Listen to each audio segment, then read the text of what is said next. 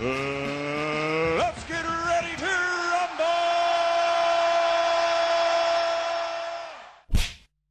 7 fights in the last 6 years for Kell Brook and 5 in the last 6 for Amir Khan. So Kell fractionally more active.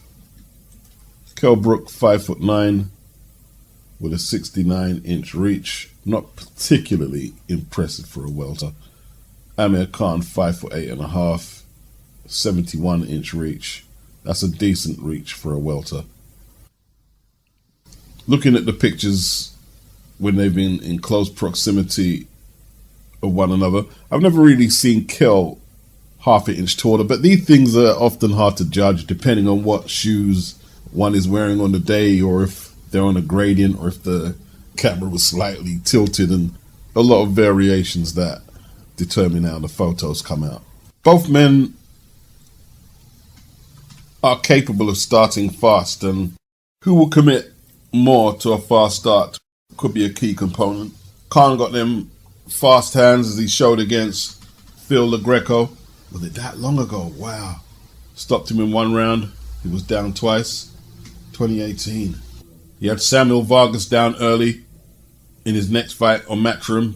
Both the LaGreco and Vargas fights were on Matchroom, but he was knocked down himself. And wasn't that impressive, to be honest. Unanimous decision. He had a few early rounds where he was maybe outboxing Canelo, but he always had the feeling that it was just a matter of time, wasn't it? We saw Kell Brook swell up Terence Crawford's eye early in the fight. I believe first round. In that short time, this is just my opinion, he showed that he's got a way harder jab than Khan. Got rid of Mark DeLuca. I don't know how good he is in 2. That was at 154. Struggled against the way bigger Michael Zarafa. That was hard work. Blew away Sergei Rabchenko, who's normally pretty durable, at 154 in 2. That was very impressive. He was winning in the first half against Errol Spence. Spence caught up to him, got the stoppage. He also started quick against Golovkin and got stopped there as well. Before that, he fought Kevin Bizier, a Canadian fighter, stopped him in 2. He also got to Jojo Dan pretty quickly as well, just before that. Khan could conceivably go for an early win, but I think Brook really wants the early win. Actions speak louder than words, and I'll be ready for February 19th. It's going to be carnage. What wins you the fight, Kell? Accuracy, power, relentless, just coming forward to take his chin clean off your head, basically. I'm coming. Forget boxing, forget what I've learned. I'm coming for a pub fight. I'm coming for a car park scrap. That's what's happening. And what brings you victory, Amir, on February the 19th, once and for all against Kell? Not a car park scrap. I mean, I think he needs a little bit more than that, trust me. I mean, who says that? Who says a car park scrap? May I say it? Come on. I mean, you're a professional fighter. We're going to stand in the middle of that boxing ring there. We're going to have it at. Kell, you have just... Anyway, he just does not know how to promote a fight, you know what I'm saying? I mean, look, I'm gonna come there and just do what I do best. Look, I think we both need more than just a car park scrap. We're gonna have to have a good game plan, go in there, look good, feel good. That was the key part for me of that press conference, of the verbal exchanges. Kell said, pub fight, car park scrap, fuck boxing, I'm coming for warfare. Khan tried to ridicule Kell. Oh, you're gonna need more than that. Who says that? He doesn't know how to promote a fight. You're promoting car park scraps. He tried to make Kell look silly for saying that. What I got from that is he wants Kell to box with him. He's trying to goad Kell into boxing with him, which could work in Amir's favor. Khan will do better in a boxing match at range against the likes of a Kell Brook than he would in a slugging match. You know, like when he got caught up with Danny Garcia, you saw what happened to him. Khan couldn't help himself. Angel Garcia spoke about no Indian fighters being able to fight on flying carpets and magic carpets and whatnot. And it enraged Khan. Angel played a blinder, actually, for Danny. And he wanted payback. And he was letting his hands go against Danny. And Danny caught him in between one of them fast-handed flurries. For Khan to be successful at world level, his boxing has to be structured. He has to work behind that jab. He has to use his feet. He can't afford to trade. He just doesn't have a chin for it. That's why Virgil Hunter was very effective in the Devin Alexander-Collazo fights. Very effective. Khan leading off with right hands and stuff. No. We got to stop that. Now, to a degree, Khan had a point. You can't really bring a pub scrap or a car park scrap into a boxing ring at any serious level. But there are definitely elements of a car park scrap and a pub scrap that Brook could use effectively. He's got to be a little more sophisticated than a regular brawler to beat Khan. You know, like Phil the Greco tried to just walk in against Khan and you saw what happened. You fight someone with Khan's hand speed and just walk in like you're just going to take advantage of the fragile chin, and you double the power of the punches and maybe even quadruple because he's that fast. You don't want to walk into the range of someone who has really fast hands. You don't. At the same time, Khan doesn't respond well to pressure. He doesn't. Go watch the Chris Algieri fight. Khan doesn't want to get caught cold. He wants to keep it behind that jab. Kell wants to keep it behind that jab, but he wants to be aggressive with the jab. He has the harder jab. Khan has the faster, more point scoring type of jab. I don't think Khan is going to take them chances in the first 4 or 5. I think he wants to show his skills, show that he's a better boxer than Kell, and they'll be hoping that the 2 metal-plated eye sockets, that either one of them fall apart and Kell crumbles. Kell, I believe, is hyping himself up for this fight because he's been wanting it since 2014 or something like that, when Khan told him to go get a belt and we'll fight. Brook did that. Khan still wouldn't fight. So he's always wanted the fight, but it may have just came at the wrong time for him now with the 2 damaged eye sockets. Maybe even deep down in his head, he knows that he shouldn't be in a boxing ring. Not with 2 damaged eyes. Maybe 1 you could make an argument that, okay, we could take a gamble here, but 2? Even with the shot that Crawford hurt Brook with, Crawford made the adjustment. Kell was having success pitching his left-hand jab against Crawford's left-hand jab. But when Crawford went lefty and was trying to time them jabs over Kell's left hand, caught him round the eye cheek region, and Kell just fell apart. It wasn't even a chin shot or around the temple where you see people go to pieces from taking big headshots. Equilibrium just went everywhere. I don't know, maybe there's just like some psychological flashback getting hit there like that, or is it just physical pain from having metal plates in your face, in both cheekbones? He's vulnerable from either channel. It's the fragile cheekbones against Khan's fragile chin. People often talk about Khan's chin. He doesn't like it round the body either. So Kell might be advised to work the midsection. I think Khan is going to box, try and keep his chin out of range. I believe he's going to be as cool and calm as he can. So if he does get tagged, he's not going to try and rush back in to get some get back, because that's where he's got himself in trouble previously. And the longer it goes, I don't see it playing out in Kell's favor. The longer it goes, the more damage the jabs will do if Khan is connecting accurately. As the fight settles down, I think the adrenaline will start wearing off where he wants to really hurt Amir really badly, and he could end up a sitting target.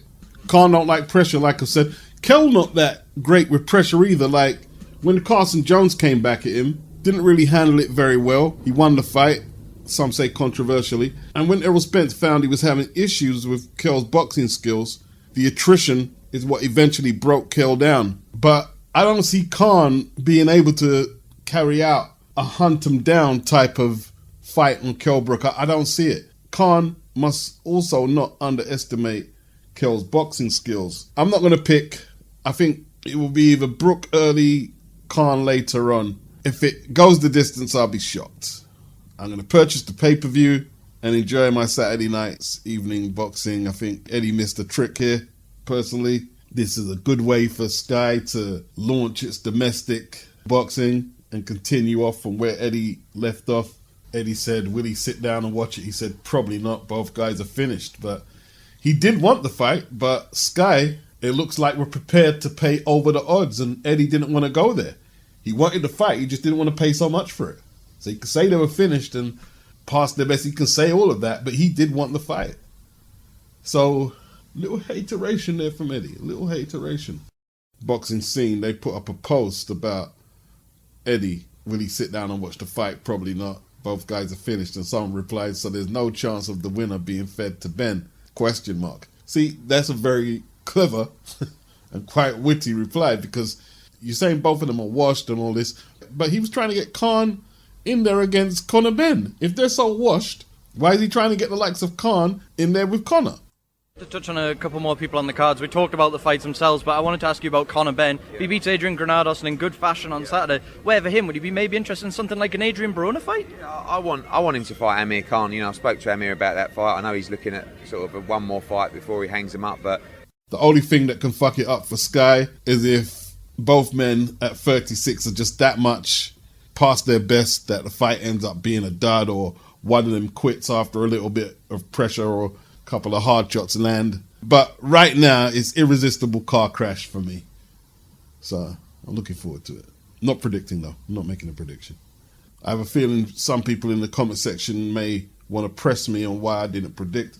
Because, you know, like, they've been so inactive. Like, Kel had the whole of 2019 off. He had 2 fights in 2020. One an easy blowout over Mark DeLuca and the Terence Crawford fight. Khan hasn't fought since 2019 against Billy Dibb. I don't know which version of Kell Brook or Khan is going to be in the ring with that form guide. We don't know how badly the deterioration will be on either side. Like, making a pick is always like speculating how ready a fighter is. That's all it is speculation. But with a form guide like this, it's really difficult. Khan quit against Crawford. He went down a couple of times, but he looked like he could carry on. He just didn't have the stomach for it no more. I don't know if he was trying to get a disqualification win, which would have been absolutely ridiculous if he thought he was going to get that. Kell, he went to pieces when he got hit, but he was more competitive while the fight was in play with Crawford than Khan was. I do want to pick, and I may still have enough time to get a prediction in there. I'll tell you what, man. The people who say that Canelo needs David Benavidez on his resume to make it complete, I'm just going to be straight. Mark, I can't believe how drunk you are. I trust Nez from the Boxing Voice has got his stats right, because he's professional in a lot of departments. I'm not going to lie on him. He said that Eddie Hearn made an offer to Jamal Charlo to fight Demetrius Andrade, and this must be at 160. Unification. He offered Charlo $7 million, which he declined. I don't know if it's Samson Lakovich right now. Look, if that's wrong, it's wrong. But his manager was on the Boxing Voice saying that if Benavidez is going to fight Andrade, they would want more than $7 million. Benavidez has never headlined a pay-per-view. He may have been in one on an undercard, but he's never headlined one. His biggest purses, $400,000 against Robert Gavril, 2017. 2019, him and Anthony Durrell earned $1 million apiece. David got stoppage bonus. I don't know how much he got for Tyrone Davis, his latest fight. That was last year. But if it's anywhere near $7 million or even $2 million, I'd be shocked. Now, his manager did say it's a difficult fight, it's an awkward fight. They don't want to take on a southpaw with the unorthodox skills. He's a nightmare to fight. And a lot of people are saying, you're always hyping him up. It's not a matter of hyping him up. I'm pointing out that I actually don't know how good he is. But then again, how can I really say Canelo, David Benavidez, or Charlo are that good, or Golovkin, if they won't take this guy on? I mean, it's you guys putting a high value on them, saying they're all this and all that. But anytime the Andrade fight comes up, they don't want to unify. They don't want to take their mandatories in Munguia's case. Yeah, you can say that Andrade's not taking on Johnny Beck. Well, it doesn't look like he is anyway. And that's fair enough. But I can't seriously put Johnny Beck up there in Charlo, Benavidez, Canelo, or Golovkin's level right now. Listen, whatever Benavidez's manager said for David, and I admire his honesty, I respect his honesty, they're both on the PBC, and the same will go for Jamal Charlo. Only whoever's representing him will not be so honest. They'll try and say, oh, that bum Andrade and this and that. They'll do all that shit. But that explanation that Benavidez's manager gave Nez will cover all PBC or anyone from anywhere else. The zone, all fighters around 160, 68 don't want to smoke. Don't want that. Anyone with even a semblance of a name does not want to take this guy on. We got to keep that real. And it's not like the Hrgovic situation where people are saying, well, I'm not going to go in there for 200,000 or 300,000 or whatever. We're talking 7 million. He wants more to fight Andrade than you'd get to fight Canelo. Serious. That there is comedy right there. I want to big up the Bats for leading me to this. How can you be a credible threat to Canelo when you need 7 million to fight Andrade, who's moving up to your weight class? So to me, anyone who's saying that Canelo needs them and they're ducking people around them, you're saying Canelo, who's accomplished way more than them, has a way better resume than them, but he needs to fight them, but they don't need to fight Andrade? When you hear about and read about stuff like this, it's quite the opposite, that Canelo needs them. The facts are they make it easy for Canelo to do whatever he wants. They make it dead easy. Why haven't they fought each other? You don't fight Andrade, you won't fight each other. You're just waiting around for Canelo and you're supposed to be some great challenges that he needs? No. Sorry. Until these guys are proactive, start taking unification, start fighting the top guys who are challenging near 160, 168, whether they're moving up or meeting in between, whatever it is, right? Mandatories and unifications, Canelo can do whatever he wants. You're making it easy for him to cherry pick, if you like. People are asking, well, why hasn't Eddie got more to say about Fury and Dillian White? Because he's not promoting the fight. And he said that himself, he's not promoting the fight. He's going to support Dillian in whatever he needs to assist him in trying to beat Fury, like he assisted Canelo when Canelo fought Caleb Plant. He had no part of promoting that.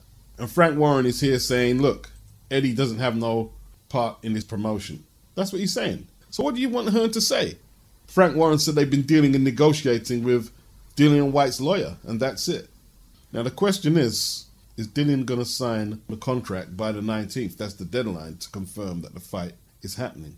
Is he going to sign? I don't know if he's trying to, or if he can extend the arbitration to get more money beyond the contract deadline. I don't know. I'm going to be rooting for Dillian to win, but, well, what's going on? I mean, we don't need to know everything, but what's going on? Is he going to sign? Is he going to fight? I guess all will be revealed by the 19th. Bob Arum says, paraphrasing, that it's an extortion plot. Dillian wants more money to promote the fight. That's why it's radio silence. So I was waiting to get two sides of the story before I went in on this one again. So Logan Paul is calling Floyd a scumbag, a shitbag, for not paying him 8 months after their fight, their exhibition. Logan said he made a mistake trusting the 44-year-old star and confirmed that he has opened a lawsuit against him. He told TMZ it's honestly bullshit having people who aren't a professional promotional company controlling where the money goes. We made that mistake. And he's also sent out a warning to future opponents not to let Mayweather control the money. Is this why that fight with a TikTok or a YouTuber, Money Kicks, is that why that was cancelled? Floyd was supposed to have an exhibition with him that got cancelled. Did he get the heads up?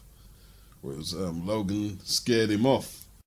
Floyd replied to Logan in a recent interview. He said, the issue of Logan Paul's money will be handled in time. He said, this comes with the territory, said Mayweather. To them, that's real money. And he likes the YouTubers. The money on the back end, though, from pay-per-view, that takes a while. Nothing comes right away. Floyd said he's still collecting checks from fights 7 or 8 years ago. They just hate when the table is turned. Be happy with the biggest payday you ever got in your life. I don't want to start talking like I'm business brain, because I'm not. But the first thing I said when I spoke about this story was, is Logan being paid by Floyd or by Showtime, who surely are the first to get the pay-per-view money? Floyd doesn't control the pay-per-view. He gets paid out of the pay-per-view. Logan doesn't control the pay-per-view. He gets paid out of the pay-per-view. These guys are contracted by Showtime to fight. I don't know how the pay-per-view payments work, but Floyd seems to be talking about it like it's a royalty payment from music. I know a little about that the checks kind of randomly come in. Let's say if you did a record or featured on a record and you've hooked up the PRS for your royalty rights. Now, obviously, Paul had a guarantee in place, and then there's the upside of pay-per-view. Did he get his guarantee? I don't know. And who pays him the guarantee? I tell you what, right? Until the court case comes out, there's not really much I can say. But let's just leave it like this. If Paul is asserting that Floyd is supposed to pay him, who pays Floyd? Because if Showtime are giving the money to Floyd, and then Floyd is supposed to give it to Logan Paul, surely he would have a claim at Showtime as much as Floyd for not paying him directly. Maybe because a lot of the business was channeled through TMT. Perhaps Floyd was able to get access to the funds before Logan. And maybe that's how Logan's getting jammed up, if Floyd is jamming him up. Maybe they only pay a certain portion of the pay-per-view money at a time, and Floyd took his portion first, and Logan just might have to wait. In business, the smaller entity always gets jammed up, unless they're very clever. The second fight Logan had with KSI, that was on Sky, pay-per-view. I didn't pay for it, but the likes of Billy Joe Saunders was on the card, and Devin Haney defending their world titles. I haven't heard any complaints from KSI or Logan on that one. Maybe it's just the way they do business on that side of the street there. I don't know. A lot of people are making a lot of assumptions, as if Floyd just took the money, and he may well have done.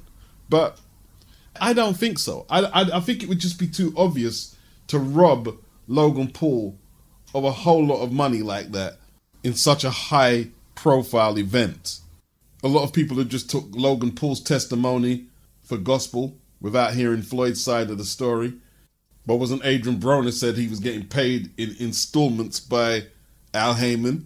Isn't that the story from some of the TMT fighters? Maybe it's just business being done differently with TMT and Heyman than it is being done with Eddie Hearn and Sky.